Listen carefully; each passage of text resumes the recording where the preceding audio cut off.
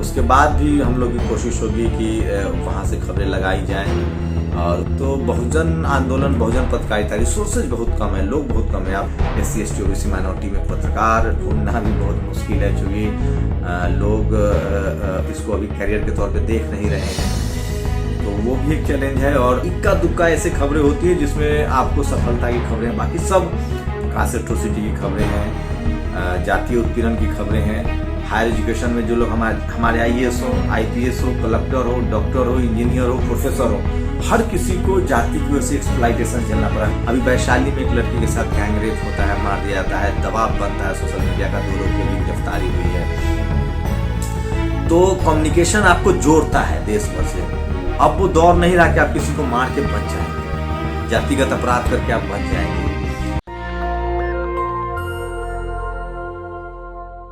नमस्कार, मैं निधि रतन, आप देख रहे हैं नेशनल दस्तक। इस समय हमारे साथ हैं नेशनल दस्तक के संपादक शंभू कुमार सिंह। हो सकता है कि आने वाले समय में सत्ता में उत्तर प्रदेश चुनाव में चाहे भारतीय जनता पार्टी हो, जिस तरीके से लगातार सोशल मीडिया के और सोशल मीडिया जो पत्रकार हैं आवाज उठाते हैं सरकार के खिलाफ, उनके पीछे पड़ी उनकी आवाज को दबाना चाहती है। जिस तरीके से मीना कोटवाल के साथ हो रहा है, जिस तरीके से शंभू कुमार सिंह के घर रेकी होती है, उन सबके बावजूद वो लगातार जनता के साथ खड़े होते हैं, सच्चाई के साथ खड़े होते हैं, विक्टिम के साथ खड़े होते हैं। लेकिन आने वाला साल उनके लिए कैसा होगा और बीता हुआ साल कैसा था, पहले तो सर आप हमें ये बताइए कि बीते हुए साल में आपके लिए 2021 था, इसमें क्या क्या चैलेंजेस का सामना करना पड़ा?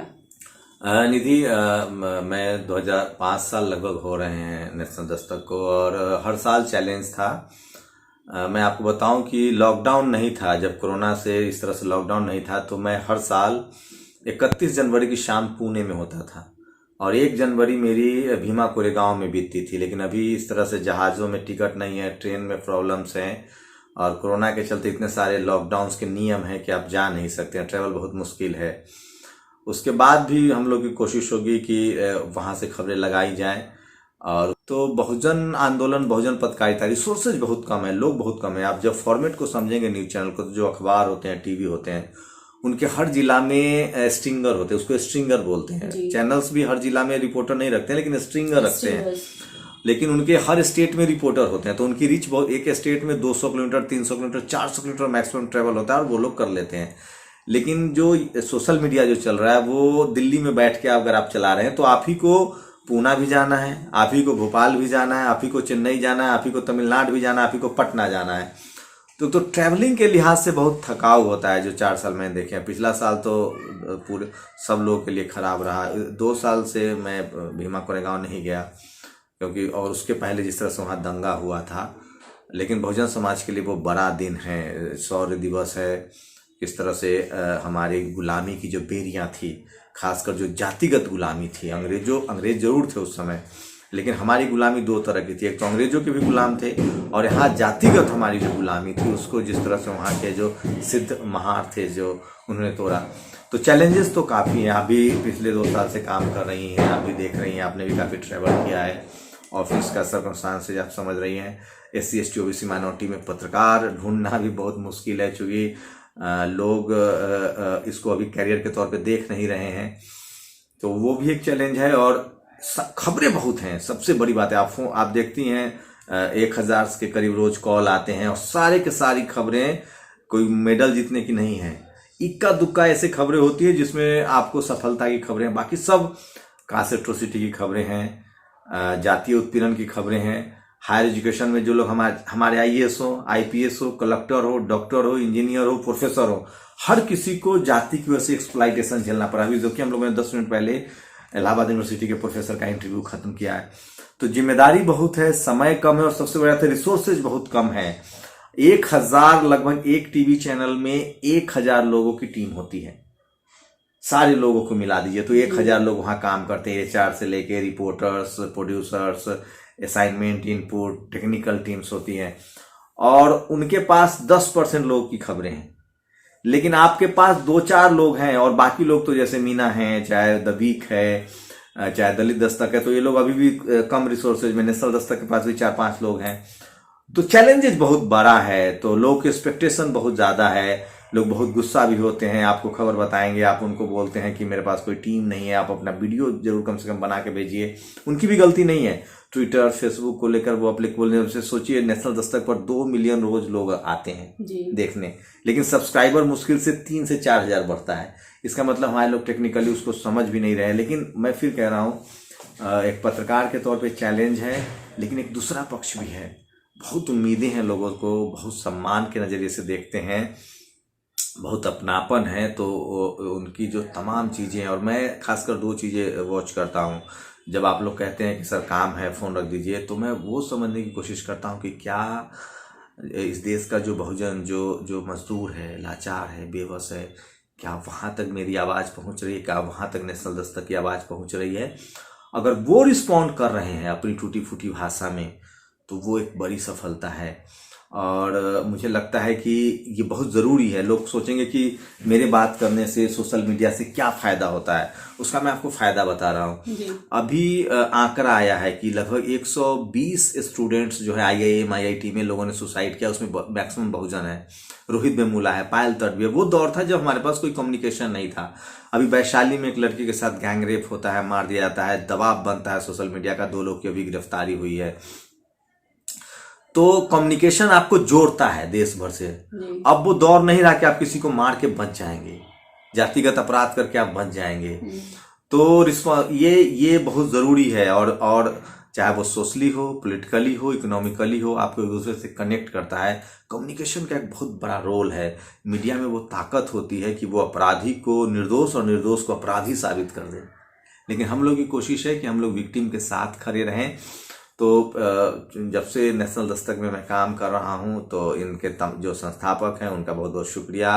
जो लोग भी इस मुहिम में जुड़े, चाहे वो अशोक दास हो, मीना कोटवाल हो, बबीता हो, बहुत सारे ऐसे नाम हैं, भवेन हो, उसके बाद अभी बहुत सारे लोग, उमा शंकर गए, रोशन एक एडिटर थे, अपने यहाँ वीडियो एडिटर लंबे समय तक काम किया, अफसल, नितिन, आप 2 साल से काम कर रहे हैं। तो वो सब लोग जो इसको काम कर रहे हैं, हम लोग उनको बहुत पेमेंट, पैसा भी बहुत नहीं दे रहे हैं इकोनॉमिकली, सब मुश्किल से गुजारा कर रहे हैं। लेकिन एक बात है कि आने वाले समय में नेशनल दस्तक को जिस तरह से लोगों का रिस्पांस मिल रहा है, हम लोग एक बेहतर सोशल मीडिया प्लेटफॉर्म तो शायद बना पाएंगे। तो साल चैलेंजेस बड़ा है, लेकिन आने वाले साल में बहुत होप है कि शायद हम लोग और बेहतर कर पाएंगे। सर, जिस तरीके से आपने बोला कि हमारे लोग सोशली स्ट्रांग नहीं हो पाते, कम्युनिकेशन जो गैप है वो बहुत मैटर करता है अपनी दर्द बयां करने के लिए, और सबको अपना दर्द बयां करना पड़ेगा, तभी इंसाफ की लड़ाई लड़ी जा सकती है।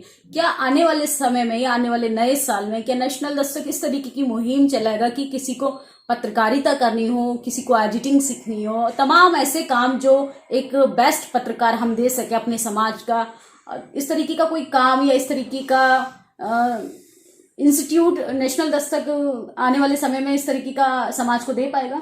बिल्कुल निधि, हम लोग की कोशिश है। हम लोग, आप देख ही रही, हम लोग पे बैक टू सोसाइटी के तहत कम से कम बहुजन समाज के एक बच्चे को आने जाने का खर्चा, जो भी लीगल सपोर्ट, जो भी मतलब आर्थिक सहायता, उससे उनको मौका देते हैं कि आप काम सीखिए। सिस्टम है हमारा, आप काम सीखिए।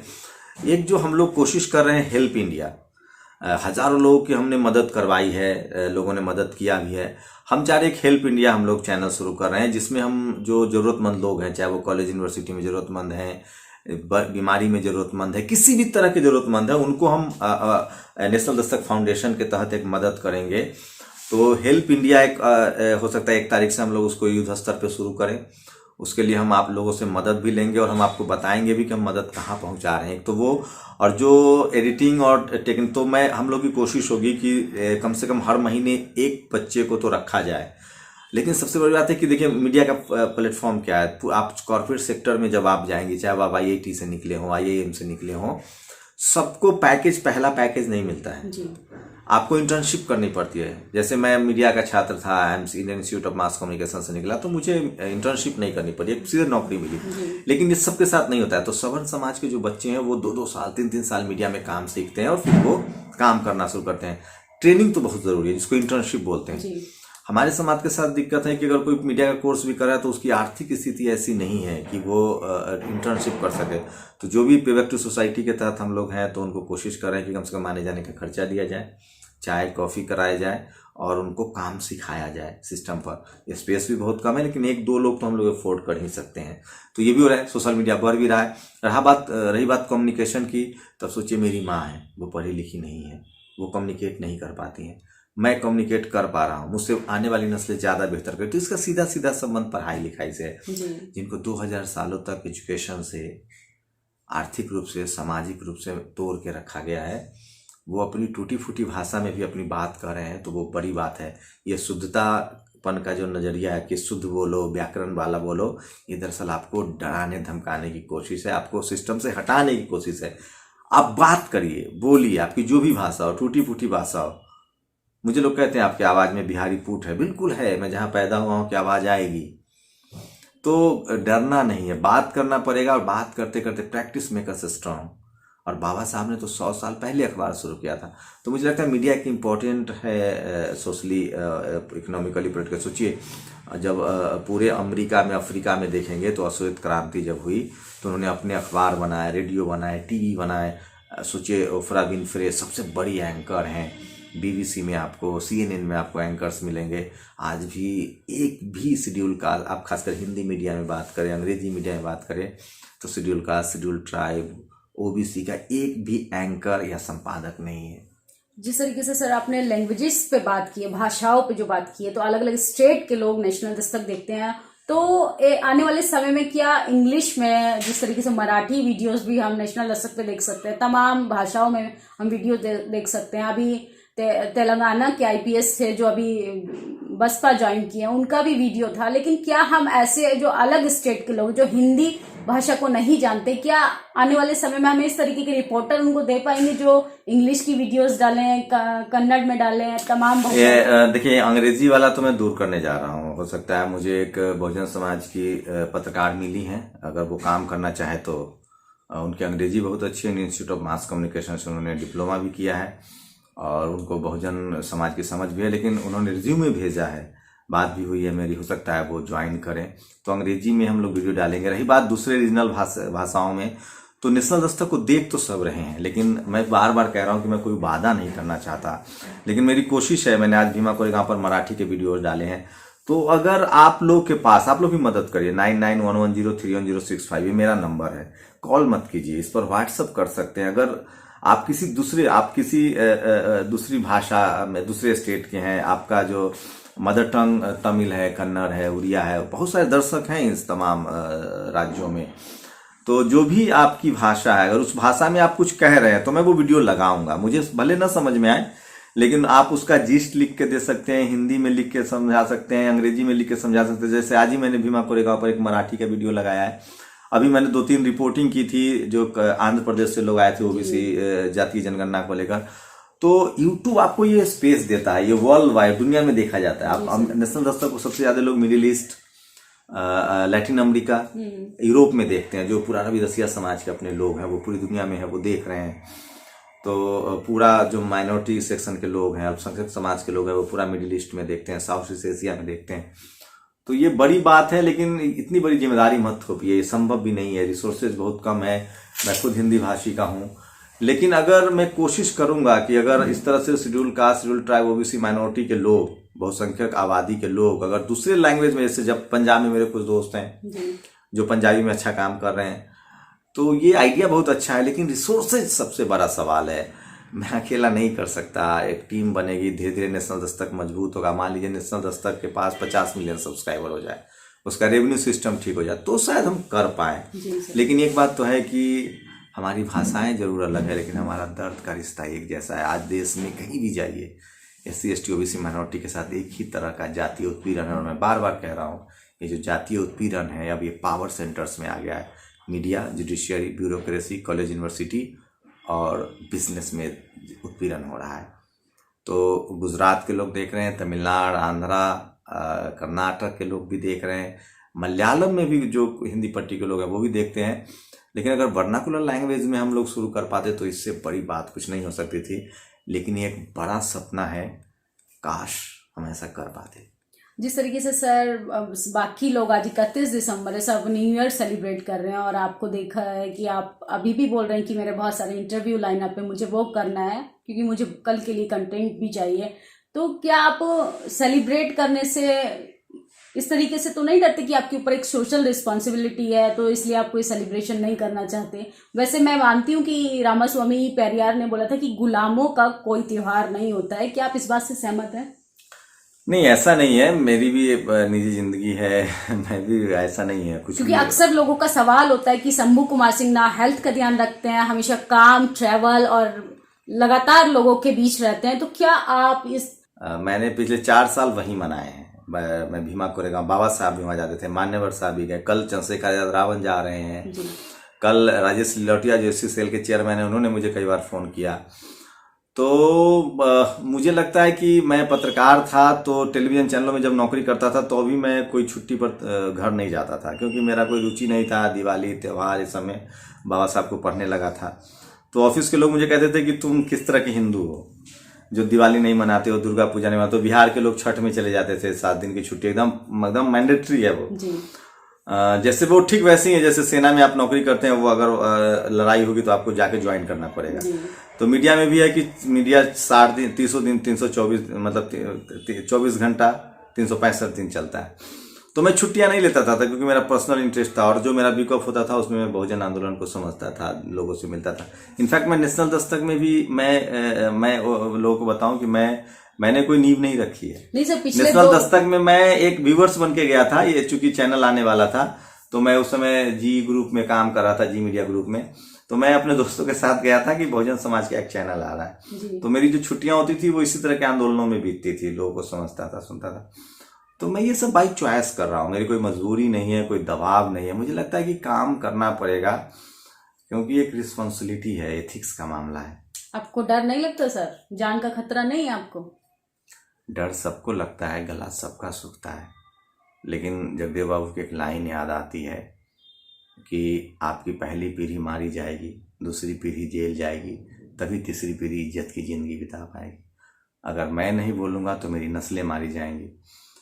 बाबा साहब ने कहा है कि जिंदगी बड़ी नहीं शानदार होनी चाहिए, और फिर मरना तो सबको है, लेकिन आप अपने हक अधिकार के लिए इतिहास आपको कैसे याद। आप सोचिए, फूले, पेरियार, अंबेडकर, कबीर, अपने अपने दौर में इन सब ने वो तकलीफें उठाई हैं। जगदेव बाबू, रामस्वरूप वर्मा, पेरियार, ललाई सिंह यादव, अभी तक हमारे लोग इस तरह के, रोहित वेमुला। आपको लगता है रोहित वेमुला को आप भुला देंगे? कोई भुला सकता है? नहीं सर। उनसे बड़ी लंबी जिंदगी क्या होगी? तो मुझे लगता है कि सोशल रिस्पॉन्सिबिलिटी भी एक शानदार चीज़ है, इसको भी इंजॉय किया जा सकता है। बहुत बहुत शुक्रिया सर हमसे बातचीत करने के लिए, और आने वाला साल जिस तरीके से आपने कल्पना की है, और हम सब भी, पूरा समाज कल्पना करता है कि नेशनल दस्तक एक बड़ा न्यूज़ चैनल बने और समाज को एक नई दृष्टि प्रदान करे, और तमाम भाषाओं में हर स्टेट में नेशनल दस्तक होना चाहिए। मेरी शुभकामनाएं आपके साथ है सर। हमसे बातचीत करने के लिए बहुत बहुत धन्यवाद। शुक्रिया, थैंक्स लॉट। और आप सबको happy new year, Bhima Koregaon की बधाई, सौर दिवस की आप सब लोगों को बधाई। ये थे शंभू कुमार सिंह, इन्होंने 31 दिसंबर की रात हमसे बातचीत की है, और नए साल पे क्या चैलेंजेस इनके साथ होंगे और किस तरीके से चैलेंजेस ये फेस करते हैं, इन्होंने अपने समाज के लिए जो किया वो बेहद ही इतिहासपूर्ण है। और आप सब कमेंट बॉक्स में जरूर बताइए क्या नेशनल दस्तक को मजबूत करना चाहिए और तमाम राज्यों में नेशनल दस्तक शुरू होना चाहिए। आप लोगों की क्या प्रतिक्रिया है इन सब चीजों को लेके, आप लोग अपनी राय जरूर दें। नेशनल दस्तक की आपसे गुजारिश है कि अगर इसको बचाना चाहते हैं तो नेशनल दस्तक को सब्सक्राइब करने के लिए रेड कलर के सब्सक्राइब बटन को दबाएं, फिर बेल आइकन की घंटी दबाएं। नेशनल दस्तक को बचाने के लिए बहुत जरूरी है कि हर खबर को शेयर करें, लाइक करें, कमेंट जरूर करें।